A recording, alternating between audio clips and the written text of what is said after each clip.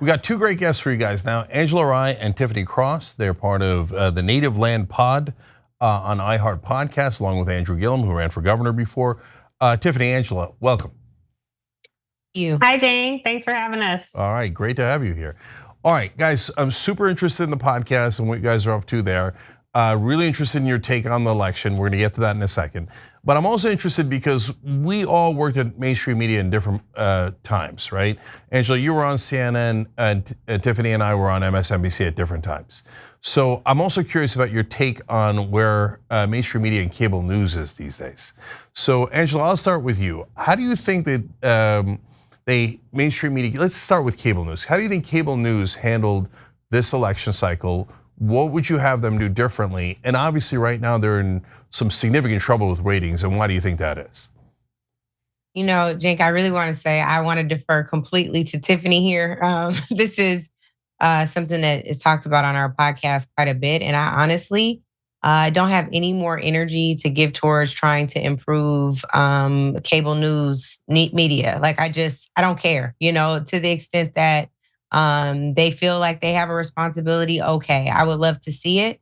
I don't know what they could do differently because I don't expect anything different from cable news. I would hope that folks like all of us who at some point have been a part of pundits and strategists on air will continue to speak truth to power. And that's all I can really hope for. But it's really hard to have expectations of folks who have a bottom line, and their bottom line is met by ratings, and ratings determine what content they produce. And so I think that we have a very tall order before cable news expecting them to speak truth to power when that does oftentimes conflict with what their bottom line is. I defer the rest of this time to Tiff on this. Maybe she'll do the same for me on something else. All right, Tiffany, what do you think? Well, I just want to point out that Angela was actually on MSNBC as well at a different time. But, you know, this is something that it makes my blood boil. It's, you know, a career that I've spent 24 years trying to build. And so it was heartbreaking for me to watch the media completely abdicate their responsibility to inform the American electorate. I think a part of the challenge is, I always say, a lack of diversity in the newsroom. When you look across the broadcast news spectrum, 6% of newsroom employees are Black. And so if you disaggregate that data, even less are Black women. And so when you look at who was covering a Black woman who had come this close to the Oval Office for the first time, it was a dearth of voices who understood the culture, one. Two, I think the media, for some odd reason, want to stay in the red and want to continue to lose viewers because they continue to center a shrinking demographic. And that is older conservative white voters. Yes, the majority of cable news viewers are between the ages of 62 and 65. They also happen to be white men. However, you have to realize those folks are not immortal. So if it doesn't make even this social sense, it has to make economic sense that you might start to pay attention to more issues that are relevant to younger voters, aspirational consumers, the rising majority of America, voters of color, Black people, Indigenous people, all other people of color, the Latino people, AAPI community, the fastest growing demographic in the country, as a matter of fact. And when newsrooms parade their diversity, you have to also ask, well, how many of these people are in decision-making positions? So if you have a newsroom full of diverse employees who are entry level, well, that's not really making a difference when it comes to who gets to decide what is covered and how. And it was frustrating to watch the newsrooms make a complete mockery of our democracy and a complete ass of themselves. Yeah, so look, I know the business end of it, and so I know that they can't turn around. They're not going to be able to get younger viewers because younger viewers have already cut the cord or never had the cord. Yeah. So they're just going to double down on the older voters and viewers, and that's just the nature of that of their business, right? But you guys have done the logical thing, which is to go into other parts of media where there are younger viewers and diverse viewers and listeners, et cetera, and that's why you're doing Native Land Pod. So tell us a little bit about that. Angela, what's the podcast about, and how are you guys addressing these issues on your own podcast? Yes, it has actually been one of the most emancipating and liberating things for me in my career with media, in part because we don't have folks telling us what we're talking about. This topic has changed. We really hope that your voice could be more here. It's none of that. It is issues that are front and center to us. If Tiff or Andrew are feeling passionate about a topic, they can talk about that topic that day. There's nobody restricting them from doing that. It's freeing because there are issues that are normally completely ignored by media on every level. And we get to talk about those things as well. And so the reason for it was we developed a platform called Reason Choice Media. Leonard, folks know as Charlemagne the God, Chris Morrow and I started Reason Choice Media and wanted to have a flagship show. And there was just nobody more that I would rather have done this show with than Tiffany Cross and Andrew Gillum. They're people who have been absolutely influential in the way I see the world and my politics and have helped to shape some of that. And I really wanted to be in conversation with people who are my friends for more than 2 decades. We're old. But we really wanted to have a space that we could call our own. Native Land Pod. The reason for that is because a pod is often deemed as a safe, warm, cozy space. If you've ever watched the podcast, it isn't always warm and cozy. But one thing it is for sure is a safe space. And we wanted to extend that to our listeners and to our viewers. Native Land is an homage to James Weldon Johnson, who in the last verse of the national anthem says, true to our God, true to our native land, and knowing that we are a stolen people, but have the ability, the spiritual strength, the resilience to make home anywhere. We wanted to pay homage to that as well, our native land and the one that we've created here at home. So we say, welcome home, y'all. We mean that to everybody. And we hope that folks feel at home when they listen to our podcast. Okay, I'm gonna ask you a question, Angela. Stay with you for a second, because it goes along with the media theme here. Because so Charlemagne, look, I love the brother. I think he does amazing work. I agree with him on so many things, and that's why we get along so well. And mainstream media has a love-hate relationship with him, right? So they love him, they put him all over TV oftentimes, but then they come at him for different things that he's done in his past, and you've defended him on some of those things. So I don't know. I feel like none of us are perfect, and is this idea that we all have to be perfect, otherwise we can't pass this mainstream media test? I don't know. There's something about it that bothers me, and I like that you stuck up for him, etc. But I don't know if that gets back into old wounds or anything. But what's your take on this idea that everybody's past has to be immaculate, otherwise you can't go on media? Well, I think the most important thing that you mentioned is a word that I think Tiff and I and Andrew have talked about on the podcast quite a bit as well, and it's perfection, the standard of perfection. I've dealt with it in therapy. I'm not done. And I'll say that what is most important is that we are striving. Again, when I think about our people, we are a striving people. We are folks that are seeking to be perfected, seeking to be whole, seeking to be mature, seeking to grow. And hopefully we can be in relationship with folks that urge us to become our better selves, our highest selves. And again, I think that is what's most important. I don't know I don't even feel comfortable answering what mainstream media is seeking, because who knows? But what I can say is what's most important to me in friendships, in relationships, in my family, are being next to folks who are trying to become the best version of themselves. And to me, that is perfection. Nothing else works. I've struggling with perfection all my life, Cenk. So I'm not trying to figure that out now. And do not profess to be perfect by any stretch of the imagination. So I'll defer to Tiff on the rest of this. Okay. All right, so Tiffany, you also wrote a book called Say It Louder, Black Voters, White Narratives, and Saving Our Democracy. So, and we'll put a link to the podcast and the book down below in the description box. So, talk to me about what you think went wrong in this election that got Trump elected. Well, I would kick it back to the media. I think there are going to be a lot of people for a long time who are contestants on Let's Play the Blame Game. And I'm certainly not, absent that. I have a lot of thoughts on what went wrong.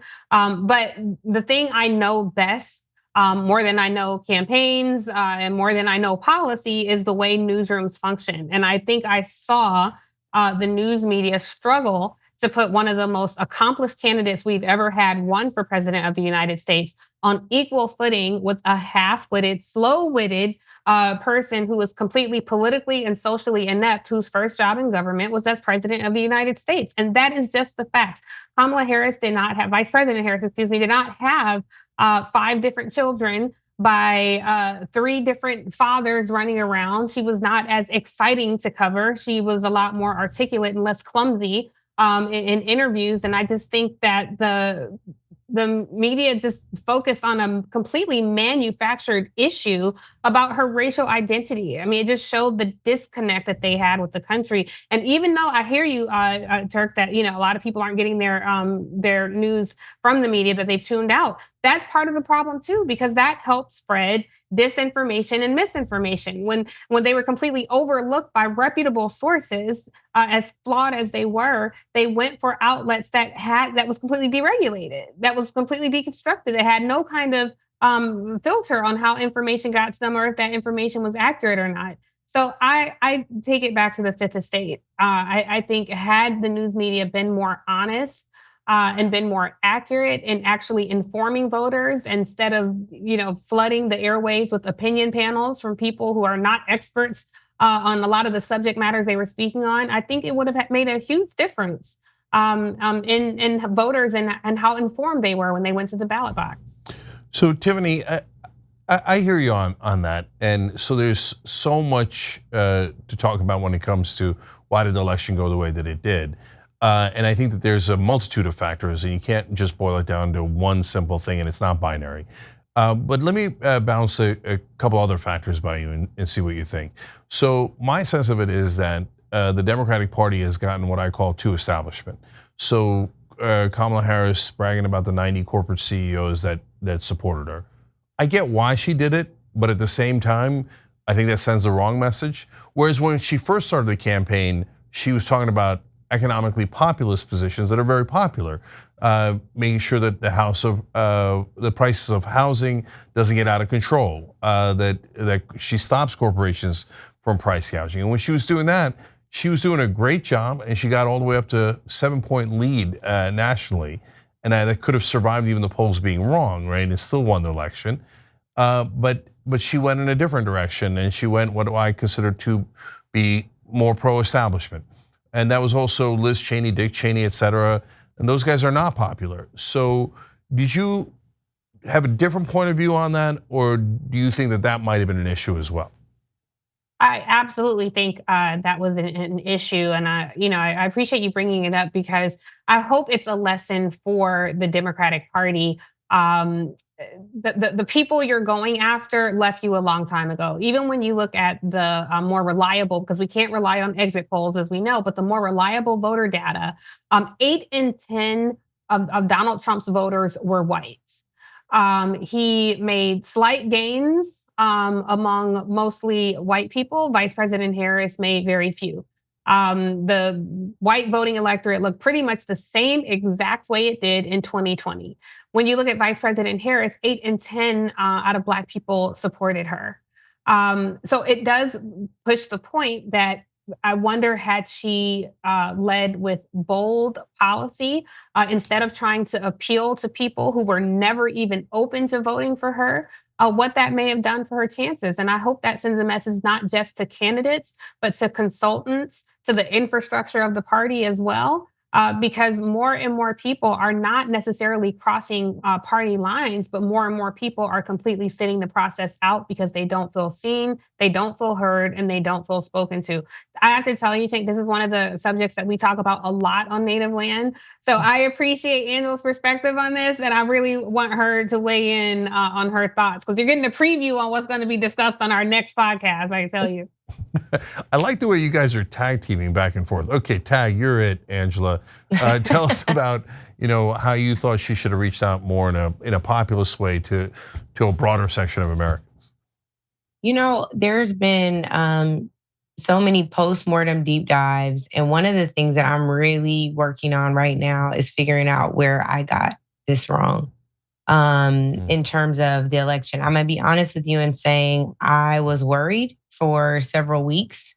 And my worry increased when I saw the ways in which the Cheneys and the other Republicans were being talked about as supporting the ticket, not because I think it's bad to have bipartisan support, but because in an era where the party was and let's be very clear about the fact that the party has been fractured for decades, right? But when you talk about a country that's fractured and you see how close the election is in polling, poll after poll is saying that it's neck and neck. And when we look at the popular vote as it is today, it really was neck and neck. It just doesn't work out with an electoral college that should probably be abolished. I'll say absolutely be abolished. And so what I really want to wrestle with is where we're missing each other, right? We talked about on the podcast the Rainbow Coalition. Where has the Rainbow Coalition decided that it was safer to go it alone rather than going together? And even if that means not going it alone, like, oh, I'm going to go and vote for Donald Trump, but go it alone, like, oh, I think I'm better off if I just stay at home and figure out how I'm going to pay my own bills.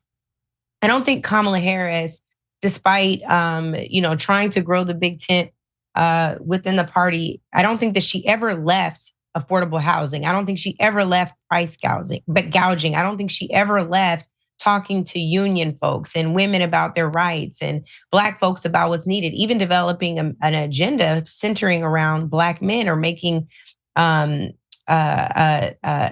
to capital a focal point of her campaign. I don't think that she ever left that. I just think that in that final stretch, they decided that it was safer to go after Republicans who were never coming than to go and get the folks who may agree with her, but just don't feel energized to go out. And I want to understand why. I think there's a lot of soul searching to be done on a micro individual level and a macro level, because there's a lot that we don't get sticking within our own group chats and our own echo chambers on social media and the folks who like our post or will repost it. What happens when we go beyond those walls? And I think that's really where we need to do the work. And that's what I'm most interested in, frankly, at this time. In part because I'm fascinated about why we don't have it right yet. Right. Angela, let me stay with that and with you on that. So these mythical Republicans in the suburbs that they're going to get, right? So Chuck Schumer talked about, oh, it's okay if we lose some progressive voters because we'll get all those Republicans in the suburbs. Well, after an enormous amount of effort, time, and money, Hillary Clinton only got 7% of Republicans to vote for her. And then Joe Biden only got 6%, and then Kamala Harris only got 5%. So that's right. Number one, the number is microscopic. Number two, it keeps dwindling. So that is clearly just empirically not the correct strategy, right? And my guess as to why they do it is because, unfortunately, for any of these top level politicians, they are talking to donors almost 24/7. And almost all the donors are either conservative Democrats or Republicans in the suburbs. And so since the donor class is so heavy in that category, which actually doesn't have a lot of voters in it, they get a wrong sense of which direction to go. That's my sense of it. But I wanted to ask you a little bit deeper than that, right? Because in the African American community, there's been a lot of talk throughout the last 20, 30 years of, oh, the Clintons were good to us, so we're going to vote Hillary Clinton. Joe Biden's good to us. Joe Biden was Barack Obama's vice president, et cetera. We're going to vote for Joe Biden. Kamala Harris, of course, is African American, et cetera. So we're going with what I would call the establishment candidates, and that's how Black people should vote. I'm now seeing finally, and I'm thrilled about this, a movement, including by Charlemagne, and Angela's on the Breakfast Club often, for those of you and you should check that out, of people saying, hey, maybe someone like Nina Turner is the better direction to go. Maybe a progressive who cares about the average person, et cetera, is the better direction to go than a more establishment candidate that keeps telling us that they're going to deliver, but then doesn't really. So, but hey, everybody's got different opinions, and so I don't know which one you guys have. That's why I wanted to ask. Angela, what do you think about that? Well, you said you guys, so again, I'm gonna make sure that it's clear. We don't even always agree on the podcast. Yeah, so I want to hear what Tiffany says about this too. She's gonna surprise me, I'm sure. And I don't want to correct you, but I just want to add to what you said. The donor class is one thing, but the consultant class is another. And both of those, that double-headed monster really needs to be not only examined, but destroyed in a lot of ways. And I think that it's not just that the donors think that they should be more moderate and or Republican. I also think that in a lot of ways, donors need to remember that their role is to fund campaigns so long as money is in politics. It's not to be strategists. It's not to be strategist. So while you should have an opinion, it doesn't necessarily mean that you have the experience in building a ground game. It doesn't mean that you understand polling or mail or canvassing or even text or phone banking. It doesn't mean that you know how to build a coalition. It means that whatever career path you chose, where you ended up being successful and wanting to provide your resources to campaign politics, that's what you've done. And so that's your lane. And now who are the team members who we need to rely upon to ensure the rest of the campaign is successful? So the other part of this is the white consultant class. There are a number of people in the white consultant class who have failed up. If you ran somebody's campaign in the ground, spent all the money, didn't get no return on investment whatsoever, why are you at the top of another campaign? That's a question that we need to be asking. Now, in terms of the type of candidate who should be running, I think the people still must decide the candidate who should be running. I do want to defend Kamala Harris a little bit. This is someone who has become a big sister to me. She is family. She is a friend. And I don't think that she's always been deemed an establishment candidate. I want to make sure that we're clear about the fact that we fought for Kamala Harris to get on the ticket in 2020. I want to be very clear about that. That wasn't something that was handed to her because she was a part of the establishment class. They were mad that Kamala Harris was running in the primary in 2020. They didn't want Kamala Harris. Kamala Harris was a DA who wasn't expected to win her race. She was an attorney general who wasn't expected to win her race. She was a Senate candidate. She earned every single office that she got. And I want to be clear about the fact that she said in this race to Black folks, to Latino folks, to Indigenous folks, to white folks, that she didn't expect their vote. She planned to earn their vote. And if we're super, super clear, since we talked about perfection today, I'm going to say that she ran a damn near perfect campaign. The problem wasn't with the candidate. The problem was with the consultant class, the donor class, and some of those staff that probably don't need to see the inside of another campaign headquarters. Tiff, I have filibustered you. I want to hear what you got to say about this. No. And Tiffany, before you go, look, we all disagree. We disagree in different parts, right? Because we're all different human beings, right? Yeah. So I do think Kamala Harris was more establishment, but that's a giant, long conversation. Maybe we could have it on your podcast. I want to hear as compared to who? Compared to who? No, so as compared to any populist candidate, a Bernie Sanders type of person that But he wasn't running. I know. Well, no one ran against her, right? So I would have done it differently. I would have hoped that Biden would have dropped out of the race earlier. I would have hoped that we had a real primary. And as I said, there's a good chance Kamala Harris would have won that primary, right? But then we would have all been like, yes, this is the person we all voted for and are energized by and showed strength in winning, et cetera, et cetera. So I hear you, and there's other disagreements too. So, but Tiffany, hit me with what you got, whether agree or disagree, right? On how you view it, whether it's progressive, populist, establishment. And by the way, people use those words in different ways. So yeah, that's true. And there's confusion around that too. So what's your take on that? Again, I think there's going to be a lot of blame game here, but I'm going to say to both you guys, I think that she could have run an absolutely flawless, perfect campaign and still lost the election, as evidenced by how we see the American body politic showing up to the ballot box each and every time.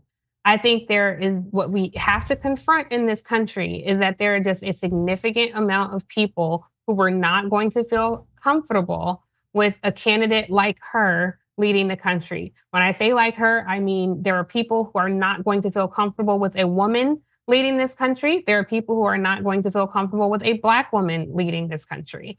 We can talk about establishment, populism. To me, I think when we look at the landscape here, it just wasn't anything new. Even when we look at the people who stayed home, the people who did not feel spoken to, the people who were not motivated. I think we have to understand for a lot of people, President Obama was the floor and not the ceiling. And sometimes you only get a candidate like that once in a lifetime. John F. Kennedy Jr., even Ronald Reagan on the other side of the aisle, arguably terrible president, but there was a reason he was called the great communicator. There was a reason he won 49 states in the election. He spoke to a significant electorate in this country, a mostly white electorate in this country.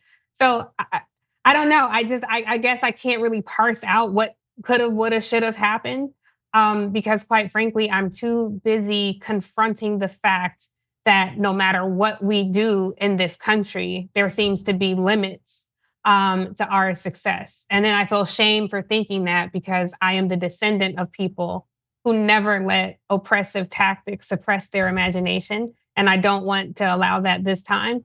But I need a little time for grief, to be honest with you, to think about the kind of country that not only do we live in, but we consistently try to save.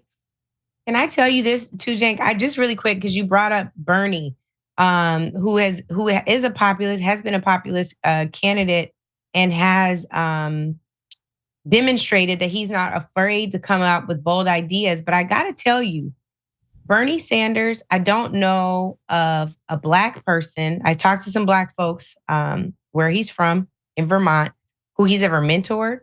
When he was in the House of Representatives, he never voted with the Congressional Black Caucus on their alternative budget that they introduce every year, which is, and I'm sure if you look at what their budget priorities are, 9 times out of 10, I bet you'd agree with them. You know, when we talk about qualifications, Bernie Sanders was a new senator, in 2007 when he was sworn in. I'm talking about his House of Representatives record. And it's surprising to me because if we're honest, if Kamala Harris or Barack Obama for that matter ran a year after or a couple of years after they were sworn into the Senate with no other prior experience, that would have been a huge story. So I think we got to really talk about that and examine some of that. And I love progressives. I consider myself a progressive. What I don't love are liberals because I've seen a lot of them. I'm from Seattle, Washington. I've seen a lot of them be real racist. So when I tell you we got some reconstruction work to do, we really do, because racism is pervasive and it exists on a bipartisan and a nonpartisan level.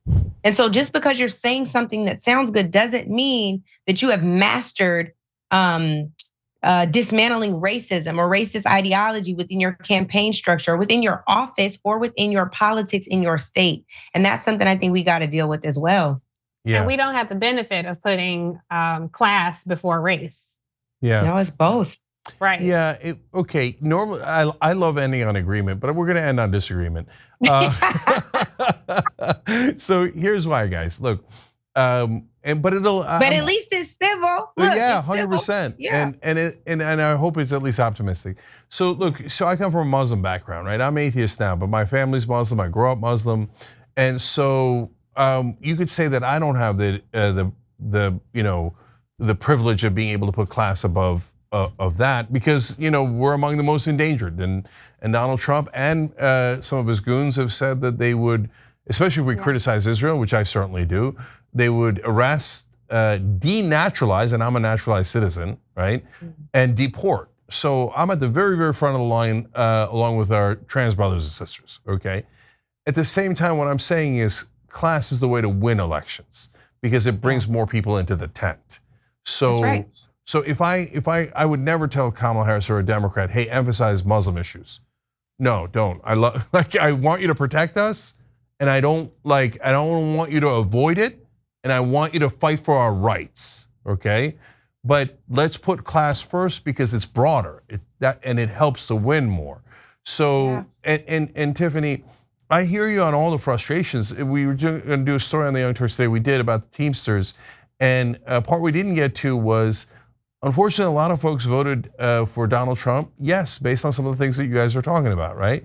And when you ask them, they've got real economic issues that they care about, but some of them said, look, I'm not going to vote for a woman, right? And that was a common thing that came up, unfortunately. And the African-American issue came up less, but women issue came up more in that context, right? But at the same time, she was winning. She was up 7 points, and she had erased an 8-point deficit that Biden had. That was a gigantic, miraculous, awesome 15-point swing that she had done when she was focusing on economic issues, right? And that were populist and more appeal to just the great swath of Americans who are so frustrated with the price of groceries and housing, et cetera. And so And I know, look, Barack Obama, after he won, after his inauguration, he was at an 83% approval rating, which now seems stunning. That's like double Trump, right? And yes, they mentioned his name was Barack Hussein Obama. And as a guy who grew up Muslim, here's a country that said, yeah, I'm okay with it. 83% of them said, yeah, I'm okay with it, as long as he gets us out of this economic mess we're in 2008, right? And he did partly, so largely. So you see what I'm saying, Tiffany, on that's actually a note for optimism that we can get past these issues if we find out what unites us and focus on that. Does that make sense? It makes sense. I disagree with several points, but that's a conversation for another day. But yes, I at least understand the point that you're trying to make, for sure. Yeah. All right, let's keep it going. So another time we'll get to those disagreements. We'll hash those out, and we'll have Andrew on the show here. Everybody check out Native Land Pod, and check out Angela on the Breakfast Club as well, and check out Tiffany's book, Say It Louder: Black Voters, White Narratives, and Saving Our Democracy. All links are down below. Angela and Tiffany, thanks so much for joining us. Really appreciate it. Thank you. Thanks for having great, us. Cenk. We appreciate you. Look, I know the system feels broken and it's hard to engage with the news right now, but it's not the time to tune out. That's just letting the system go unchecked and unchallenged. We need to know what Trump and the Republican Party are up to, and we need Democrats to understand how they even got here in the first place. That's why I'm working with Ground News. They're an independent app and website that allows you to see through mainstream media narratives and keep both sides in check. For every story, you can swipe to see which news sources are reporting on it, even independent ones left out of the mainstream media bubble, with visual breakdowns of their political bias, credibility, and who's funding the conversation. Compare coverage and reveal essential stories that the left and the right aren't discussing. Take a break from the chaos, but don't check out and let others shape your future. Demand transparency in the leaders who are supposed to serve you and the news to accurately inform you. Go to ground.news/TYT or scan the QR code to take advantage of Ground News' biggest sale of the year. You can save 50% on their top tier Vantage plan, which is what we use, and stay informed without getting overwhelmed by what's going to happen in the next 4 years, because we are the power behind democracy, not just bystanders in a rigged game. Thanks for watching The Young Turks, really appreciate it. Another way to show support is through YouTube memberships. You'll get to interact with us more. There's live chat emojis, badges. You've got emojis of me, Anna, John, JR, so those are super fun. But you also get playback of our exclusive member-only shows and specials right after they air. So all of that, all you gotta do is click that join button right underneath the video. Thank you.